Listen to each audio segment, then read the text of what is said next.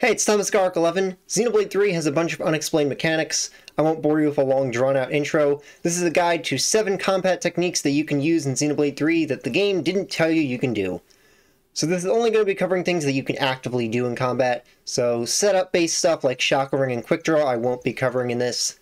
And with that, let's start with the one that's probably the most useful to everybody. So the first of these is instant mashing. Whenever you're put into a status like Topple, Daze, or Mobius Shackles that takes control away from you, you're given a prompt on screen to mash the face buttons and the left stick to break out of it sooner. But because of the way the game reads these inputs, you can trick it into thinking that you are rapidly mashing all the buttons by just holding down all 4 face buttons at the same time. So Y, X, B, and A, hold those all down at once, and the game thinks that you are mashing them in an inhumanly fast speed, and the result? Topple ends instantly. The actual speed that you break out of it does depend on how long the status is supposed to last, so shorter ones like Topple are just actually instant. Mobius Shackles, those last a little bit longer, so it takes a couple seconds. And Sleep lasts, it takes probably like 5 or 6 seconds of holding down the face buttons before you actually break out of it, because Sleep just lasts so annoyingly long. And Console B becomes way more manageable. He's one of the most notorious bosses for how annoying he is with the Mobius Shackles on healers. He's still really difficult, even with this exploit, but that's probably the biggest point in the game where you're going to really want to use this. It's relevant all the time because of Topple, Daze, and Launch being affected by this too. And in case you're wondering, this is specifically because of how the game calculates it. This trick doesn't work universally in other games that use similar mashing prompts, including Xenoblade 2, which, if you didn't know, you can mash out of Launch in Xenoblade 2 also, but they don't give you a prompt for it. The second technique, very well known from Xenoblade 2 for how useful it was there, Stutterstepping, the act of moving very slightly and quickly to end your auto attack and start it up again after you stop moving, quite literally just walking at a stutter. This is not nearly as useful in 3 as it was in 2 because of the changes to auto attacks, that there's no longer auto stages that reset when moving. Instead, there is just one auto attack that comes out at set intervals of time. Stutterstepping doesn't change this interval. However, the interval only begins after the animation for your auto attack has ended. So what you can do is use Stutterstepping to cancel out of the end lag of your auto animations, and that'll get you to start the next auto attack just a little bit faster. This is a lot more noticeable if you have higher levels of the gem to reduce auto attack interval equipped. So here's a quick comparison of a few auto attacks coming out normally just standing still, and then a few auto attacks that are stutter stepped to come out faster. So it's not a huge difference. Also, this example is with a mid-level gem for it, which is what you'll have for most of the game. So probably the most practical example of what it'll look like, provided you're using the gem at least. If you have the gem equipped, it's a lot more beneficial, and depending on the weapon, you could have more or less end lag for certain weapon animations. So depending on that, that can make it a lot more or less useful. Overall, it's not really important to do, but it does make combat go smoother and feel more interactive, so it's worth it just for the fun of it. The third technique is canceling in and out of a dash, or a quick move as the game calls it, but it's easier to say dash, so that's what I'll be calling it. Whenever you can cancel out of an art into another art, you can also cancel out of it into a dash by pressing the dash button during the cancel window. The benefit to this is mostly during the story, when you will not have all your arts easily recharged. You can do this to get out of an art animation sooner, so you can just get back to auto attacking and recharging your Agnes arts faster.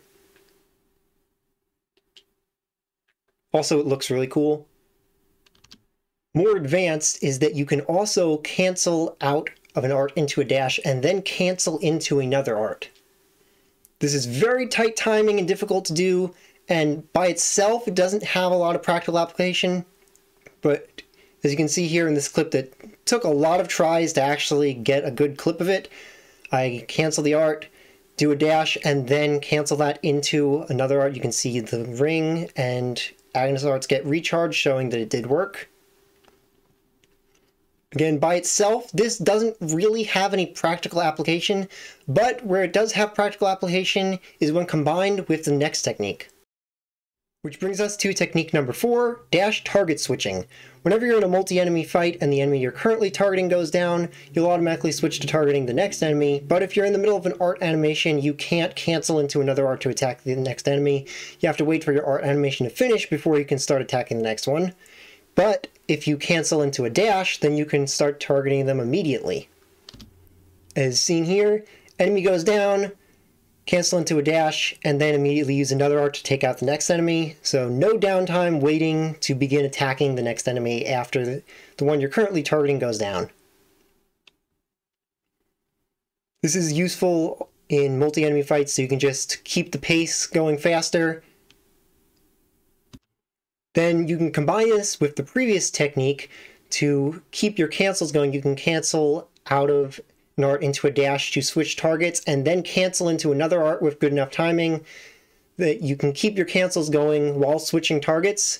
This is not too relevant in the main game, but in Gauntlet this is really useful, since it means you can keep evasion uptime if you're running an evasion build, so there's no downtime where you're vulnerable. You can just cancel from one evasion art into the next via a dash without having to wait while you're switching targets.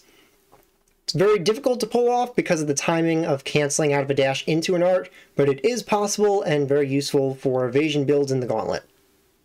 These next 3 techniques all have to do with interlink forms, the first of which is interlink swap canceling.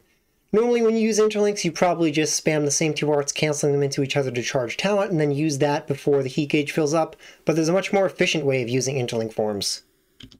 By pressing up on the D-pad to switch between the 2 interlink forms of a pair, you can actually cancel out of an art animation faster than you normally would by just doing regular arts canceling, since you can do this at any point during an art animation instead of just during the end lag of it.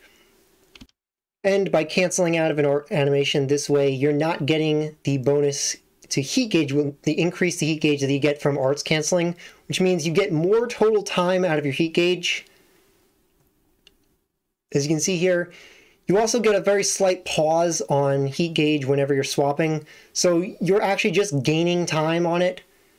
There is no downside to this whatsoever. You're just getting your arts out faster.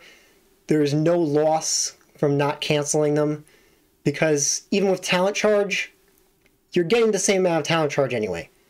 Whenever you swap, you're getting back the same amount of talent gauge increase that you would have lost by not canceling. As you can see here, 4 arts is enough to fill up the talent gauge, same as it would be at Interlink level 3 if you were just staying in the one form the whole time. So for Uni Taion and Noah Mio, you just want to always be using this instead of canceling normally. For Lance and Sen, it's not as relevant since they're mostly going to be using their combo arts anyway, so they're already swapping for that. And for Uni and Taion especially, this is really useful because they have Raptor Raid and Atomize, which are both really fast, strong arts that you can spam between.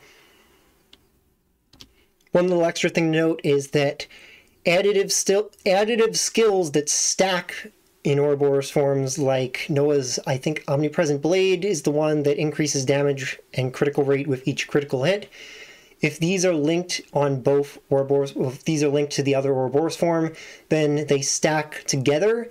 So if Mio has Noah's skill there linked, then every crit hit from Mio is going to raise Noah's damage, and every hit from Noah is going to raise Mio's damage too.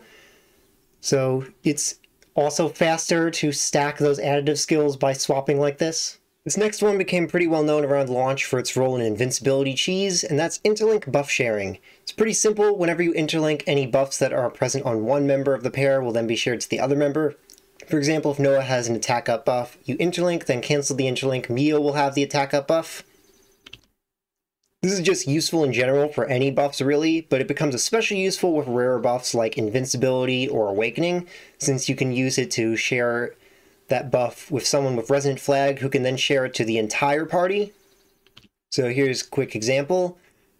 Noah gets Awakening, activates Invincibility, goes into Interlink, cancels the Interlink, now Mio has Invincibility Awakening, uses Resonant Flag, and now the entire party has Invincibility and Awakening. Then this can be combined with Glittering Melody to keep those buffs going for pretty much indefinitely if you're set up for it right. A very simple but very strong mechanic that you can use at any point for any reason, but it's especially useful once you have a source of Awakening, since that's one of the strongest buffs, if not the strongest buff in the game. And this last technique is quick to go over. At level 3 Interlink, when you begin the Interlink or swap to one, and you have a combo art that can follow up on a combo the enemy is currently in, the enemy combo timer will pause for 4 seconds, giving you plenty of time to use your combo art. So, enemy is toppled, activating level 3 Uni who has a Daze art pauses the topple, and then switching to Tyon who has a burst art pauses the Daze. Not really a lot to say about this, there's no special uses for it, it just works.